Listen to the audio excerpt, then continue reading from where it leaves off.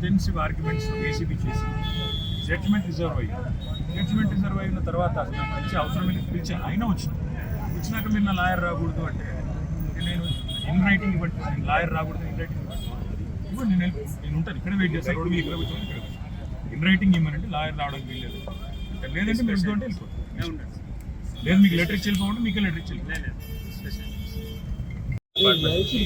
వాళ్ళు కూడా వాదనలు వినిపించారు. 200 పేజీల కౌంటర్ కూడా గవర్నమెంట్ వైపు నుంచి దాఖలు చేసిన తర్వాత జడ్జి గారు మొత్తం వాదనలు విన్నారు, జడ్జిమెంట్ రిజర్వ్ చేసి పెట్టారు 31 తారీఖున.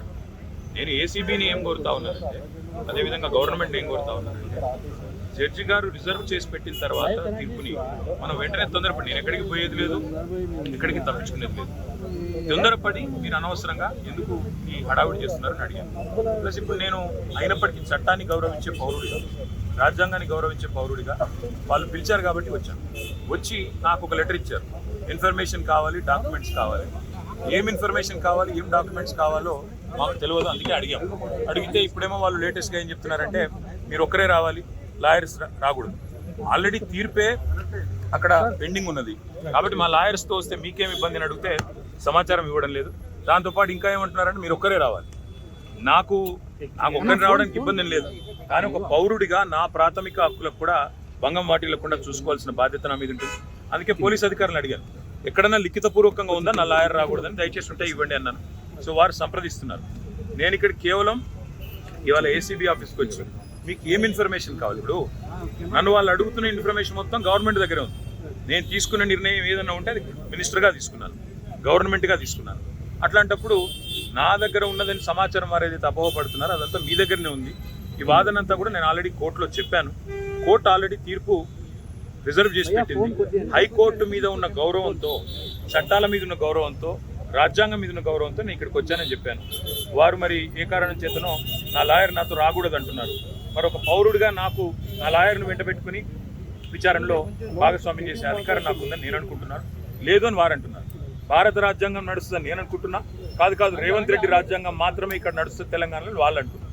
చూడాలి మరి వాళ్ళు ఏం చెప్తారు. దాని ముందుగా ఇన్ఫార్మ్ చేశారు అడ్వకేట్స్ బ్రదర్, వాళ్ళు హైకోర్టు తీర్పు రిజర్వ్ చేసిన తర్వాత నిజాన్ని నన్ను పిలవాల్సిన అవసరం లేదు. హైకోర్టులో చాలా గంటల వాదనలు వాళ్ళు వినిపించారు ఏసీబీ తరఫున. ఇవాళ కొత్తగా మళ్ళీ ఇప్పుడు శోధించేది సాధించేది ఏమి లేదు, చెప్పాల్సింది కూడా చెప్పకుండా ఇక్కడేదో హడావుడి చేసి నిన్న రైతు భరోసా ఎగ్గొట్టారు కాబట్టి రైతు భరోసా నుంచి తప్పించుకోవడానికి 2 రోజులు మీడియాలో ఈ డ్రామా నడపాలని రేవంత్ రెడ్డి గారు అనుకుంటున్నారు. దీనికి మేము బాధపడం. రేవంత్ రెడ్డి గారు ఏమనుకున్నా 15,000 ఇస్తానని చెప్పి 12,000 ఇచ్చిన విషయము ప్రజలకు గుర్తుంది. మీరు ఎన్ని డ్రామాలు చేసినా మాకు ఇంకో సమాచారం కూడా ఉంది.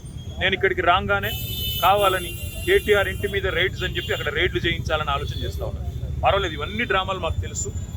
మీరు ఎన్ని డ్రామాలు చేసినా రాష్ట్ర ప్రజలకు నేను చేసే విజ్ఞప్తి ఒకటే, 420 హామీలు ఏవైతే రేవంత్ రెడ్డి ప్రభుత్వం ఇచ్చిందో అది అమలు చేసేదాకా కొట్లాడదాం.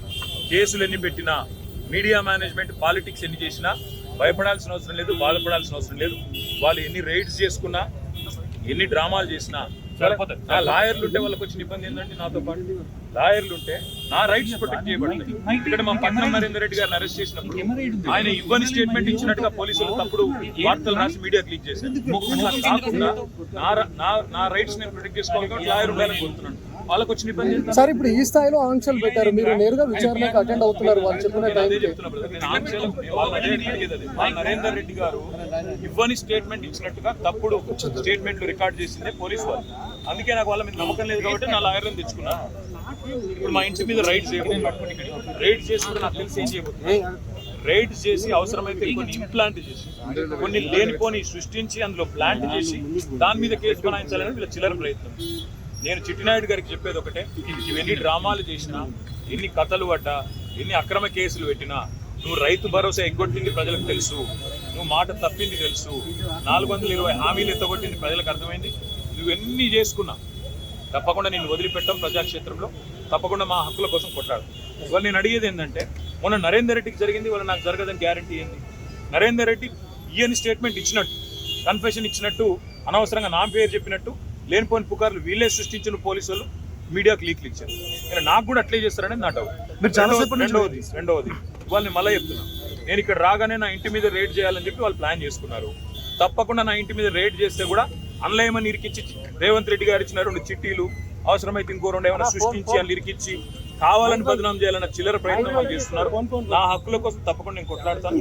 న్యాయవాదుల సమక్షంలో ఎంక్వైరీ చేయాలని కోరుతున్నాను. తప్పేం చాలాసేపటి నుంచి వెయిట్ చేస్తున్నారు, ఇంకెంతసేపు వెయిట్ చేస్తారు, ఏమని చెప్తున్నారు? 5 నిమిషాలు చూసిన తర్వాత ఇక మరి పోలీసులు సహకరించకపోతే నా దారి నేను పోతాను. అంటే ఇప్పటివరకు అయితే ఏం చెప్పట్లేదు పోలీసు వాళ్ళు మరి లిఖితపూర్వకంగా ఏం చేయట్లేదు, కానీ వాళ్ళు ఫోన్లు వాళ్ళు ఏదో మాట్లాడుతున్నారు. పైకి రేవంత్ రెడ్డికి మాట్లాడుతున్నారు, మరి ఇంకా డీజీపీకి మాట్లాడుతున్నారు, ఎవరికి మాట్లాడుతారో తెలియదు. వాళ్ళు ఏం చెప్తారో దాన్ని బట్టి నా తదుపరి. సార్ ఇప్పుడు అడ్వకేట్స్ అనుమతి లేదు అనేది అయితే నిబంధన లేదు కదా సార్? అడ్వకేట్స్ అనుమతి లేదు అనేది తప్పు. మొన్న పట్నం నరేందర్ రెడ్డి మీద ఏ కుట్ర అయితే వీళ్ళు చేసిండ్రో, ఆయన ఈయని స్టేట్మెంట్ ఇచ్చినట్టు పోలీసు వాళ్ళు ఏదైతే దొంగ స్టేట్మెంట్ సృష్టించి ఆయనను నన్ను బదనాం చేసే ప్రయత్నం చేసిండ్రో అది జరగకూడదు అనేదే నా తాపత్రయం. అందుకే లాయర్ ఉండాలని నేను కోరుతున్నా. లాయర్ ఉంటే వాళ్ళకి అభ్యంతరం ఏందో నాకు అర్థమైతే లేదు. ఏమైనా కానూన్ ఉందా చూపెట్టు, కాగితం చూపెట్టు, కాగితం చూపెట్టు. సార్ మీరు క్వశ్చన్ చేస్తే ఏం చెప్తున్నారు సార్? అడ్వకేట్స్ తీసుకొని వెళ్తాను కానీ మా ఇష్టం ఇది. ఇక్కడ భారత రాజ్యాంగం లేదు, అంబేద్కర్ రాసిన రాజ్యాంగం లేదు, అనుముల రేవంత్ రెడ్డి రాసిన రాజ్యాంగం ఉంది. మా ఇష్టం, మా జాగిరి అంటారు. ఏం చేయాలి సార్? ఉద్దేశపూర్వకంగానే మిమ్మల్ని ఇక్కడ డైవర్ట్ చేసి ఇంటి వైపు రైడ్కి వెళ్ళారు. ఇంటి మీద ఇప్పుడు రైడ్కి వెళ్ళడానికి ప్రయత్నం చేస్తున్నారు. వాళ్ళు రైడ్ చేసి కూడా మన ప్లాంట్ చేస్తారనేది నా అనుమానము. తప్పకుండా చట్టపరంగా న్యాయపరంగానే వర్లేదు. ఆల్రెడీ తీర్పు రిజర్వ్ అయ్యి ఉంది. అయినా ఈ డ్రామా చేయాల్సిన అవసరం ఏంటో పోలీసులకి తెలుసు. ఈవెన్ ఫామ్ హౌస్ కేసులో కూడా ఇంటి దగ్గరకు వచ్చి ఎలాంటి అనుమతులు లేకుండా దగ్గరికి వచ్చి డ్రామా చేసి అక్కడ ప్లాంట్ చేసి రేవంత్ రెడ్డి ఇచ్చిన కొన్ని ఆడ పత్రాలు పెట్టి లేదా ఇంకోటి పెట్టి కేసులు పెట్టి ఇరికేయాలనేది వాళ్ళ తాపత్రయం. అన్నింటినీ కూడా న్యాయపరంగా ఎదుర్కొంటాం.